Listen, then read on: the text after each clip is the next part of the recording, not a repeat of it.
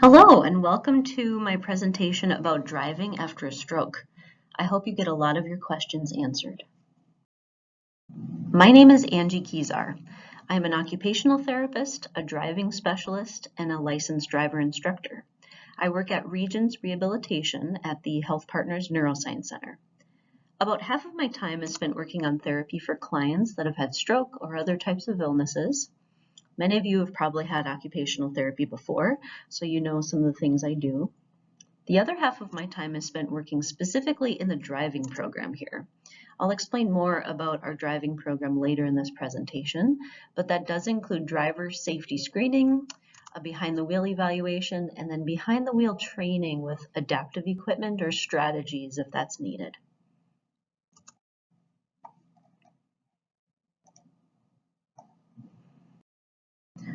My goals in this presentation are to explain the many skills needed to be a safe driver, to show you some ways that you can improve your skills, what the doctors and the Minnesota Driver and Vehicle Services have to do with driving. I'll also answer many commonly asked questions about the legal requirements for return to driving. And finally, we'll explore some options if driving is not safe for you. So first, let's talk about all the skills that go into safe driving. First, let's look at physical skills. For a regular vehicle, you need your right leg and foot to be able to use the gas and the brake. Some people use their left foot for the brake, which is okay as long as they don't accidentally press both pedals at the same time. It's not illegal to be a two-footed driver as long as you're doing it safely. Many people also don't think about how important being able to feel your feet are. There's a lot of different types of sensation that our brain needs to take in order to understand where we are in space. I've had many people not realize that they're pressing down on a pedal because they just can't tell, or they don't know which pedal they're pressing. You also need your arms and hands to be able to reach and hold the steering wheel, use the turn signal, change the gear, buckle your seatbelt, adjust the lights and windshield wipers, and lots of other important controls when the vehicle is actually in motion. Your posture is also important. Your spine needs to be able to stay upright in order to see over the wheel. You have to have enough strength and motion to turn and rotate in order to check your blind spots. If you do have some physical limitations, then adaptive driving equipment could work for you. I'll talk more about these options later. Obviously, we need to have the ability to physically operate a car, but we also need to think about how we do when we get in and out of a car, how we will get into the store and back. Think about how your balance is, your strength and your ability to move a walker or cane in or out if you have one, or to open and close the door on your own. I've seen a lot of people that can physically operate a vehicle, but then they risk having a fall if they're trying to do those things right outside the car on their own. Vision, of course, is important for driving, but it's so much more than just your glasses prescription being up to date. If it's been a couple years or your stroke was about 6 months or so ago and your vision isn't quite the same, talk to an eye doctor. Sometimes your usual optometrist is fine, but a specialist could be needed if you're having double vision or a visual field cut. Some of you may also have homonymous hemianopsia or quadrantopsia, and that requires some special care as well. We also have to think about your depth perception. Can you tell how fast things are coming towards you? That's important when you want to take a turn, a left turn in a gap in traffic, but also to know how much room you have to slow down safely to avoid rear-ending somebody. Can you tell the difference between different shades, or do you need more contrast to see things clearly? It may be that you have to avoid driving after dark or in rainy weather to compensate how your eyes have changed. It can happen slowly over time without us realizing it. Can your eyes move? Can you scan quickly, or are you kind of stuck? Sometimes those muscles for the eyes are affected after you've had a stroke. Can you find things quickly if you look at a busy surface? This more has to do with how the brain processes what your eyes see. Your eyes are your windows to the world, but your brain is actually what's behind what you make out of it. So if you have a hard time finding things amongst other stuff, that could be a problem.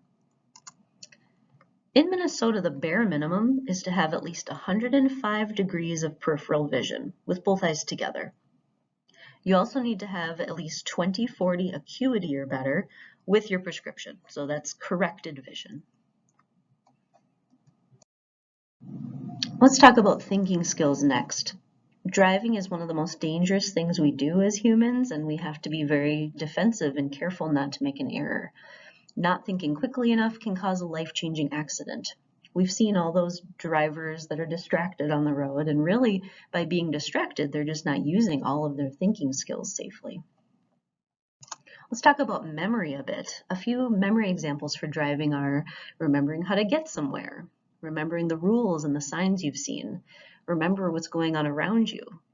It's very useful to look at your rear and your side mirrors and remember where the other cars are so that you can make a decision quickly if there's a sudden stop ahead. Thinking speed is very important, especially when there is a lot to notice at once. We need to be able to shift our attention between a lot of things on the road.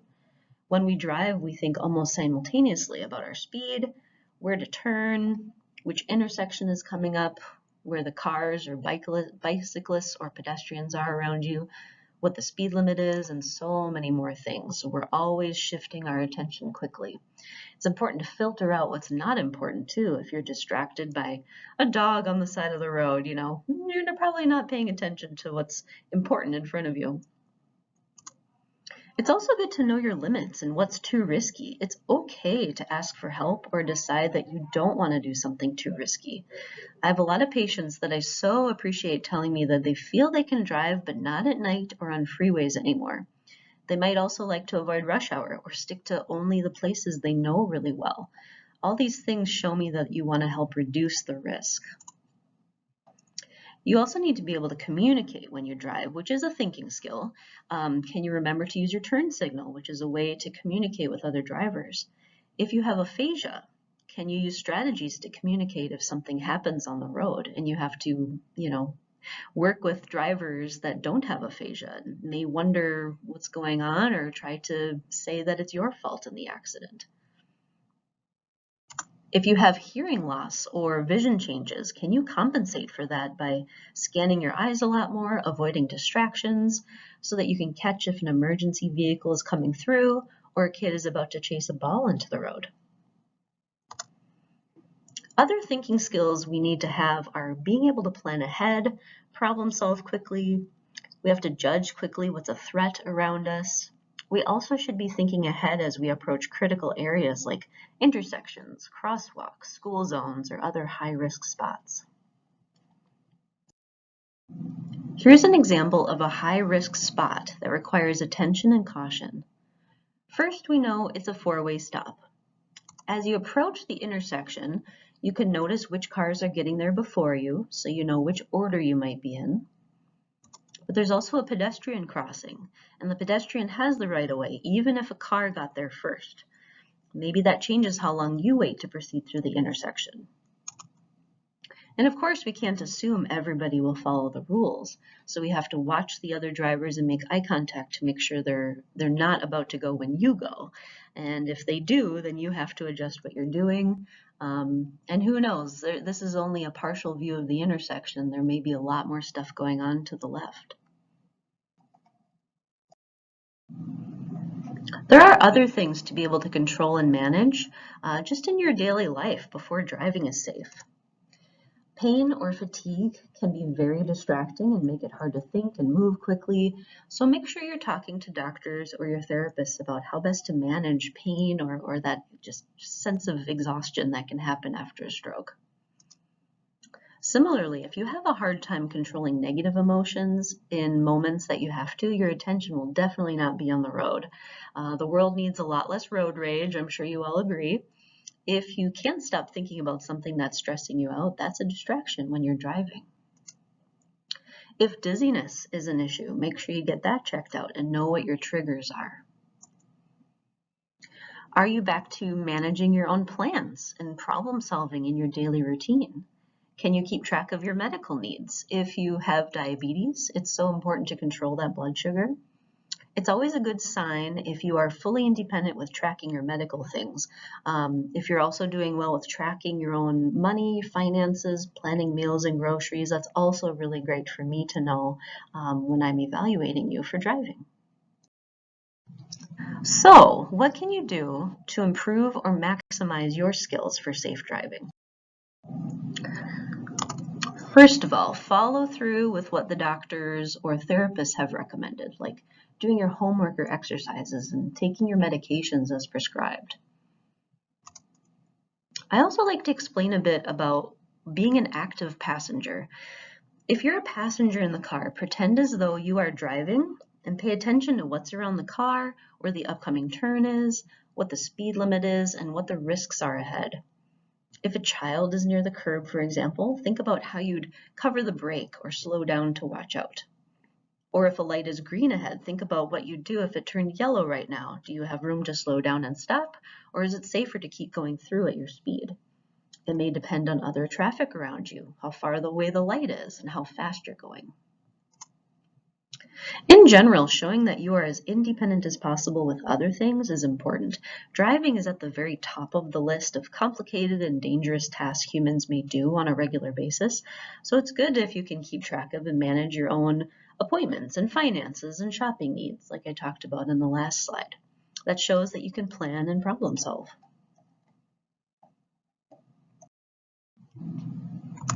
It's also okay to ask others to help you when something is too dangerous. That really shows me that you know your limits and you can make good judgment calls if you ask for help instead of risking something. I really like to see that skill when I test people on driving. You can also use strategies to calm your nervous system if it's not a good moment to be expressing stress or anger or frustration. On the road, you really have to be in control of your emotions. If you struggle with staying calm, talking to a psychologist or a counselor may be a good idea. You can learn some breathing techniques from therapy or any of those other providers that work in mental health. And one more little tidbit, when you're out doing some errands with somebody else driving, task yourself with remembering where the car is parked when you get out of the store. Use strategies to remember, like taking a mental picture of what the parked car looked like when you get to the store entrance, or noting if it's next to a pole or another landmark in the lot. So what can the physician or other specialists do about your driving? They can prescribe medication or equipment for health and safety. If something's not working for you, talk to them about a change. It's better if they know that you're not taking a medication and they can adjust than you just kind of stopping using a medication and potentially having some health changes because of that. They may refer you to other specialists, doctors, or other people with more expertise in a certain area. Common ones would be more rehab therapy, diabetes management, vision care, mental health, sleep medicine is getting to be a big one too, neurology, etc. They may also fill out forms for you, like Metro Mobility, if that's appropriate for you. I'll talk more about Metro Mobility later. If you see an eye doctor, they can do special tests to make sure you have the vision requirements for driving in Minnesota. And just an FYI, in Minnesota, doctors are encouraged to let the driver and vehicle services know if they have a patient not medically safe to drive. Not all doctors will do this, but if there is a safety concern, they may. Now let's review the main driving-related departments in Minnesota that you may know of. The Driver and Vehicle Services, or the DVS, can send letters out regarding your medical ability to drive. They receive letters from doctors and go over the forms. They can see a person's record. They can help decide what is required to get back to driving if there has been a complaint about your driving or a rule is broken and the police report you perhaps. The DMV is the place where people go to apply or renew. Some are testing sites, but not all, for written or skills tests. They may see notes from Driver and Vehicle Services about the requirements needed before they process applications and do the testing. They can make a note of an applicant's obvious disabilities, which will flag the DVS to send a letter requiring more information or testing. I have had some patients say, I went in to renew my license, but they took one look at me and they saw they might not be a good driver. And well, that does happen. But it does just take, a quick evaluation or a doctor's letter if you do get a canceled license. I don't know if you've heard of CDRS, or Certified Driver Rehabilitation Specialist. We have 2 of us here at Regions Rehabilitation. I'm one of them. Some occupational therapists still look at driving skills, but just aren't necessarily certified. Basically, we're an experienced professional who provide driver rehabilitation services for people with disabilities. We have to have a lot of experience with driving rehab, assessment, and training to be certified. We take an exam. In Minnesota, those of us that go behind the wheel to do on-road testing with patients must also be licensed as driver instructors through the Minnesota Department of Public Safety. In the Twin Cities, the driving programs I know of with CDRSs are Regions, Courage Kenny, Adaptive Experts, and the Veterans Administration. What can you expect if you come to be assessed for driving at Regions or a Health Partners Park Nicollet location? It always starts with screening skills in the clinic. We can't safely get into a car with somebody if we don't know about that person's basic skills.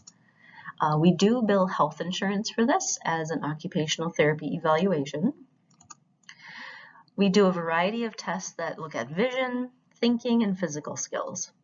If they show some risk, it doesn't necessarily mean no driving, but it also means that we can't necessarily say you're good to go. We might have to do more to prove your ability to drive. There are many questions about the simulator and the board with all the lights that some people know about.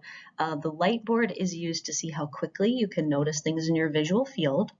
The lights come on one at a time, and when we have you touch the lights as quickly as you see them.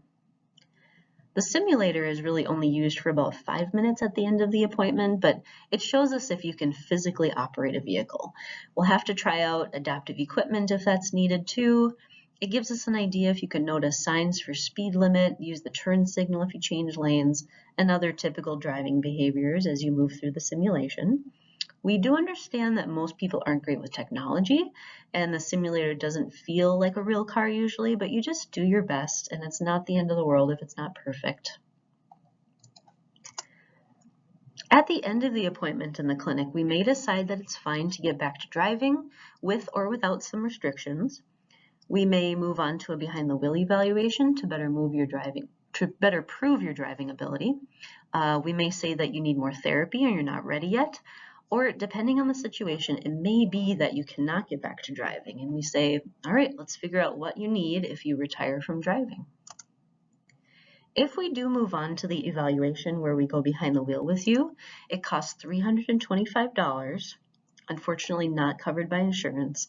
We are still technically the cheaper option in the Twin Cities at Regions. We also come to your home and familiar area to do the evaluation if you live within about 40 minutes from the Neuroscience Center. If you're farther away, we meet you out as far as we can go. By state law, you have to use our car, so we make sure that you're comfortable in it in a parking lot before you get out on main roads. We don't care about fancy parking maneuvers unless you have to train on adaptive equipment. We just want to make sure you can follow the road rules and use safe driving behaviors in control of the car. What if you need adaptive equipment for driving? It really depends on what your physical abilities are. In the clinic, you try the equipment on the simulator, and if it'll be a good fit, we can move forward with that behind the wheel evaluation and training. We make sure you're trained enough to pass the Minnesota Skills Exam with the equipment. That includes 90-degree back parking and parallel parking. Once you pass training with us, you can go to an equipment installer to put the equipment in your car. You then have 30 days to practice before you take the Minnesota skills tests at a DMV testing site. Next, I'll show you some pictures of common adaptive equipment. Here's a spinner knob. It will be on whichever side of the wheel your non-impaired arm is. Very helpful for tight turns, in parking lots to be able to hold on safely. Overall, this is really easy to get used to. On the right, we have the turn signal crossover. That's needed if you can't use your left hand to hit the usual turn signal. Much safer than having to let go of the wheel and reach across to get the normal left turn signal if your left side is impaired. If your right leg isn't functioning well, we train on using a left foot accelerator. The brake stays in the same place and your left foot just mirrors what the right would normally do. We have hand controls on the right, and we use those if neither leg can function well enough for driving. The hand controls come in a variety of styles, but to brake is always a forward push, so there's always something in common among them. And we may try out different types of hand controls with you to see what works better for you. Now on to commonly asked questions. What if you had a seizure? After a seizure, a person cannot drive for 3 months. If it's related to alcohol use, no driving for 1 year. Doctors sometimes need to report it to the state if the person is still driving or if seizures aren't controlled yet. Now, I have heard from a lot of patients that they're not really sure it was even a seizure. Well, technically, the rule in Minnesota states it's a loss of consciousness or voluntary control. You can Google that administrative rule there if you'd like to read their specific language. What if my license is canceled? No rush if you're not driving anyway right now. Once you're doing better and if the clinic testing shows you can drive safely, your doctor can then send in a letter to the Driver and Vehicle Services requesting that your license be reinstated. If we have to go behind the wheel with you, we will get a limited license for you to be able to do that. And a limited license is just, it allows us to go do the evaluation with you and that's it. What if I have a hard time managing diabetes? Although the state does not have the diabetes form anymore, uncontrolled diabetes is still a driving risk. Both low blood sugar and high blood sugar are dangerous. So follow your doctor's recommendations and take medications as prescribed. See a certified diabetes educator regularly if you need to. Check blood sugar before you drive to make sure you're in a safe range too. What if my license renewal is due, but I'm not fully recovered yet? Well, you can't drive, of course, on an expired license, but you do have a year to renew before the state requires you to redo all that testing to get your license back. It's easier to renew now and have it canceled because of medical needs than to switch to a state ID and later have to go through the process of DMV testing to get the license again. So usually I just say, hey, if your license is ready to be renewed, go ahead, go renew it, and it'll just be considered canceled if they see that you have a medical disability or if that you're not able to operate a vehicle yet.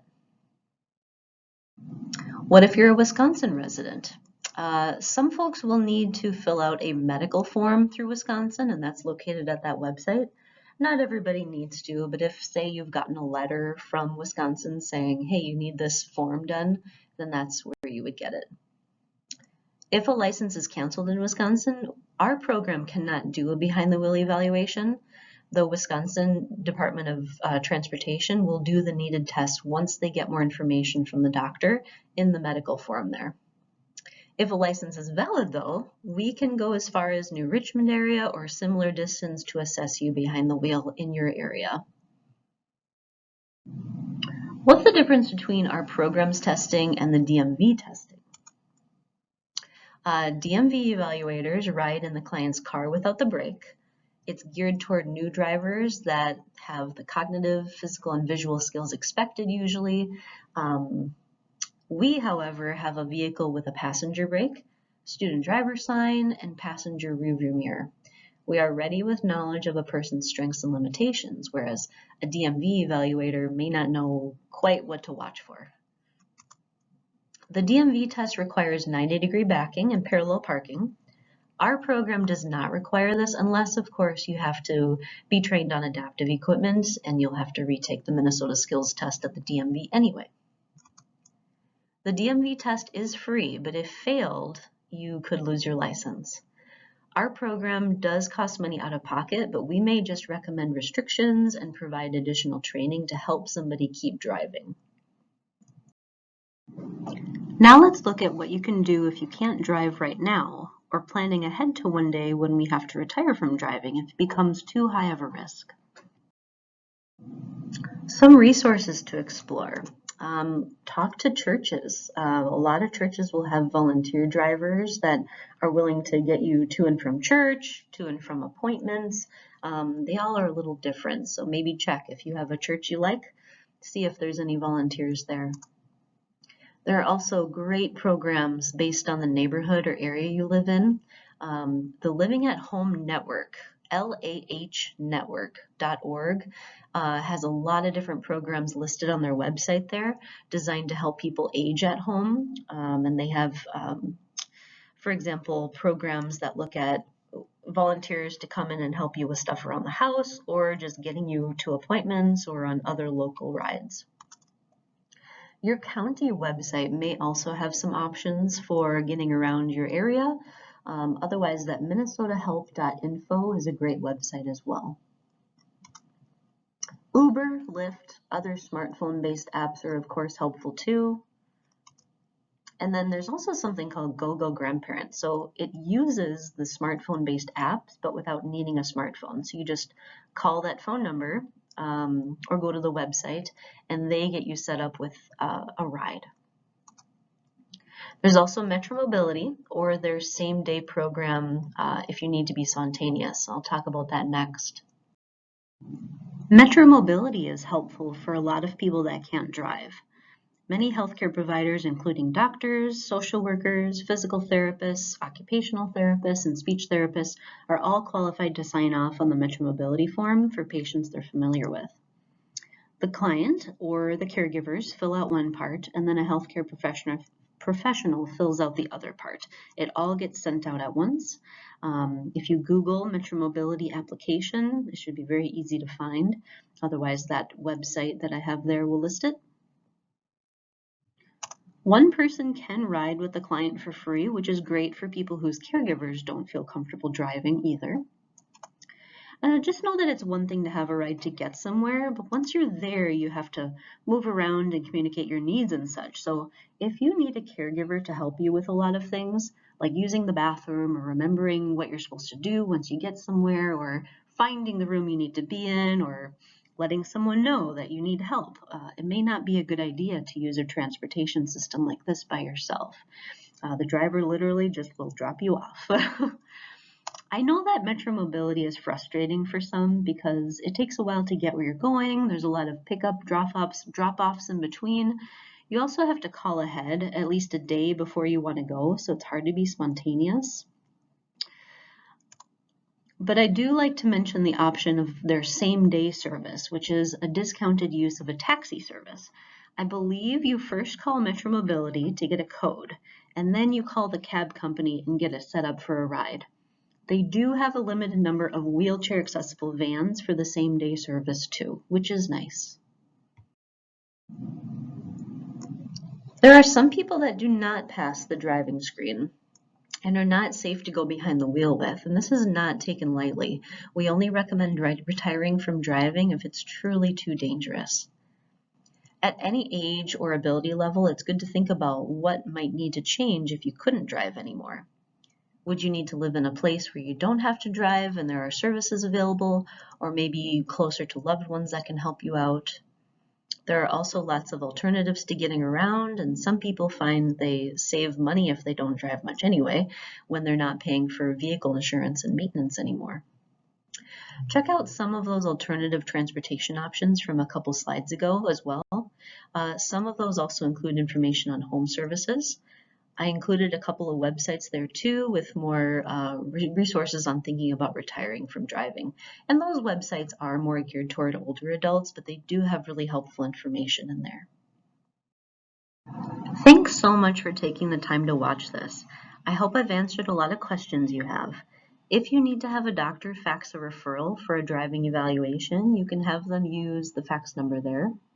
The main phone line for Regions Rehab is also listed there if you need to schedule or if you have questions. Have a great day and be well.